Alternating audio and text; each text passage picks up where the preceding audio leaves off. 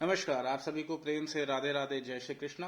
Monday 6 नवंबर 2023 आज मैं आपके सामने आया हूं अपना नया वीडियो लेके अपने चैनल अमेजिंग जियो पे।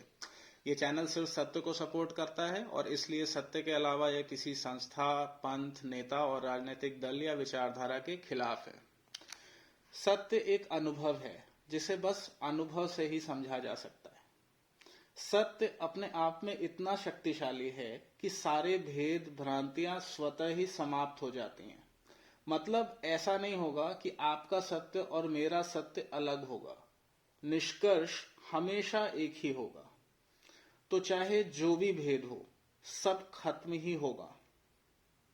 और हां, सत्य हमेशा कड़वा होता है। मतलब कि हमारी विचारधारा और धारणा जो भी काल्पनिक होगी, असत्य होगी, उस पे सीधे प्रहार होगा। इसलिए कहा जाता है कि सत्य बोलना जितना मुश्किल है, उससे कहीं ज्यादा उसे सुनना मुश्किल होता है।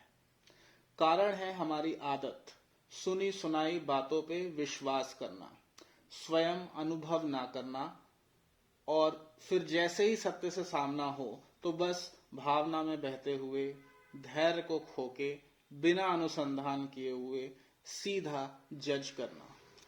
फॉर एग्जाम्पल, मैंने काफी कुछ बताया है ज्योग्राफी के बारे में, पर the judgmental mind plays the game. पर प्रॉब्लम यह है कि आप जज कर सकते हैं, it is a common human nature,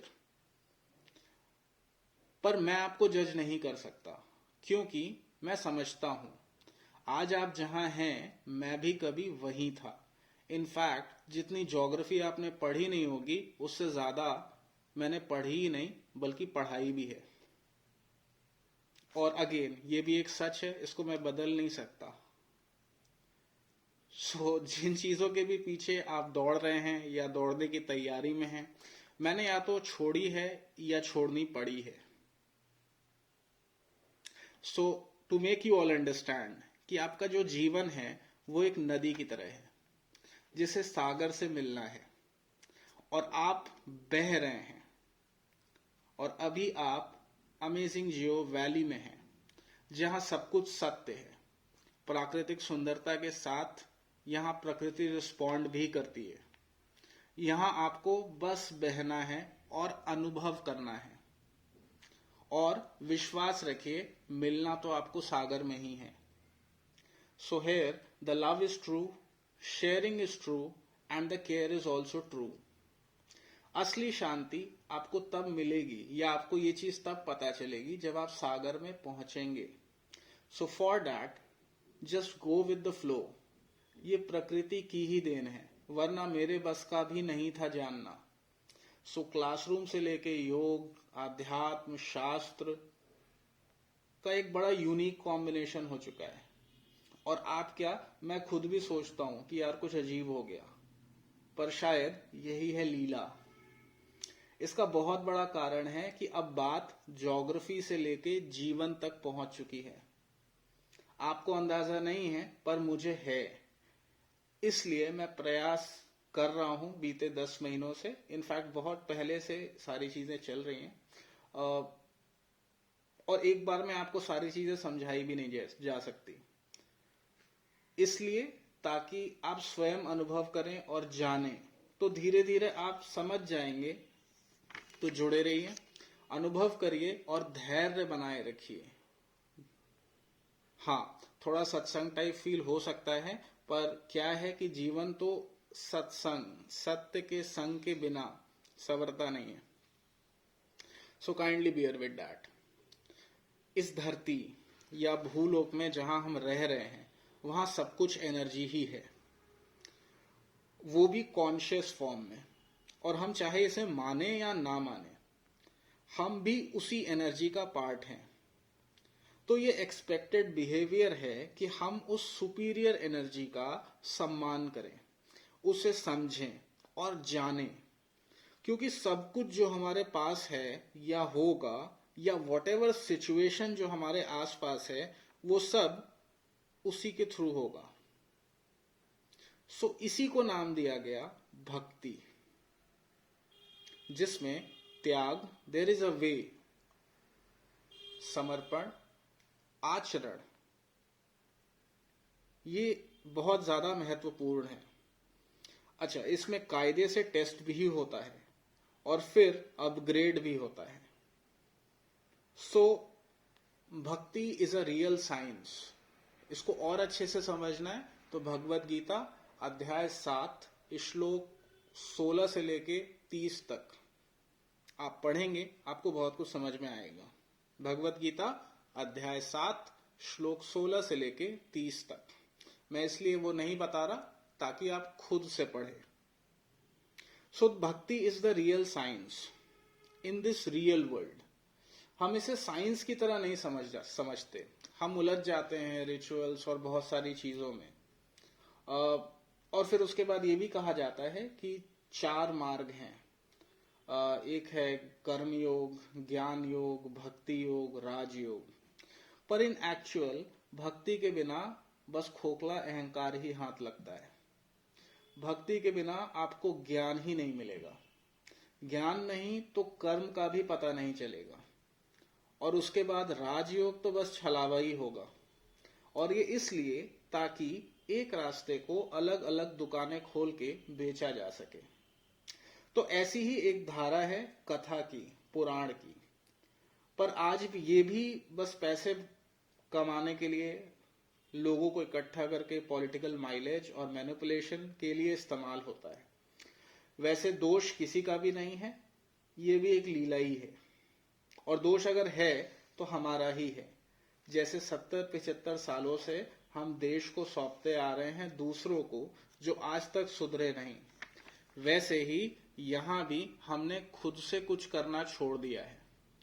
critical thinking without spine, बस भागे जा रहे हैं।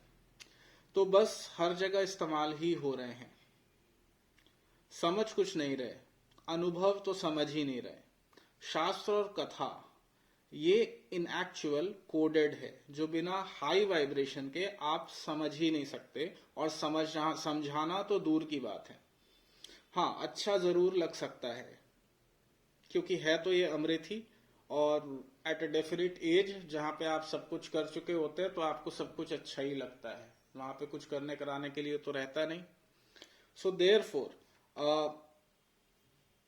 शास्त्र या ये जो पुराण है, इनसे अगर इनको सही तरीके से डिकोड किया जाए तो हमें भूत, भविष्य और वर्तमान, साइंस, सोशल साइंस, पॉलिटिक्स, सब कुछ समझ में आ सकता है। अच्छा, इसको ये समझाते भी हैं और हमें ये भी बताते हैं कि अगर इनको ना समझा जाए तो क्या होता है। तो चलिए, लेट अस अपग्रेड। शायद अब इसका भी टाइम आ गया है, तो आज थोड़ा सा इस पे रिसर्च करते हैं। This is Shrimad Bhagavat Mahapuran. इसकी महिमा मैं बोल नहीं सकता। मैं I don't consider myself इसका गुणगान करने के लिए। तो बस मैं जो बात है वो बताता हूं आपको।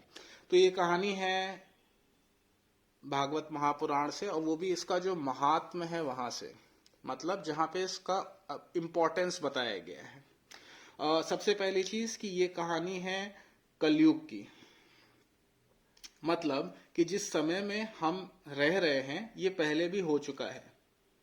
अब थोड़ा सा हटके अगर आप सोचें तो हो सकता है जो मैं अभी कर रहा हूं वो मैं पहले भी कर चुका हूं। And same is with you. तो चलिए शुरू करते हैं। सूत जी और शौनक जी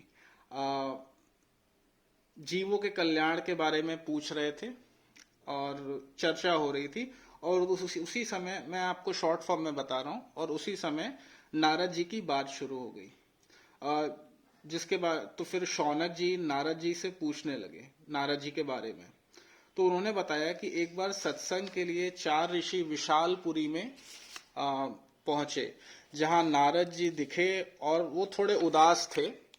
तो ऋषियों ने नारद जी से कारण पूछा, तो उन्होंने बताया कि मैं सर्वोत्तम लोक समझ के, जस्ट मिनट,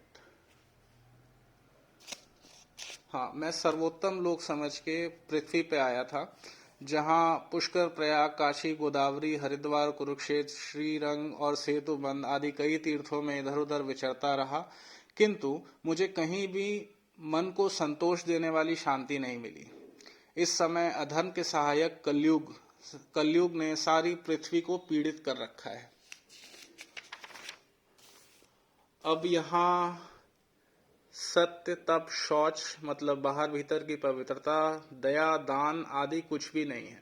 बेचारे जीव केवल अपना पेट पालने में लगे हुए हैं। वे असत्य भाषी, आलसी, मंद बुद्धि, भाग्यहीन, उपद्रवग्रस्त हो गए हैं। जो साधु संत कहे जाते हैं वे पूरे पाखंडी हो गए हैं। देखने में तो विरक्त हैं, किंतु स्त्री धन आदि सभी का परिग्रह करते हैं। महात्मा लोभ से लोग कन्या विक्रय करते हैं और स्त्री पुरुषों में कलह मचा रहता है। #शादी।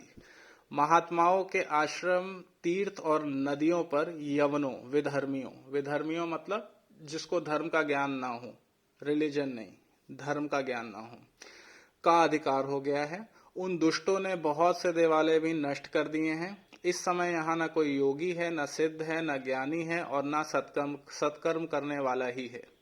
सारे साधन इस समय कली रूप दावानल से जलकर भस्म हो गए हैं।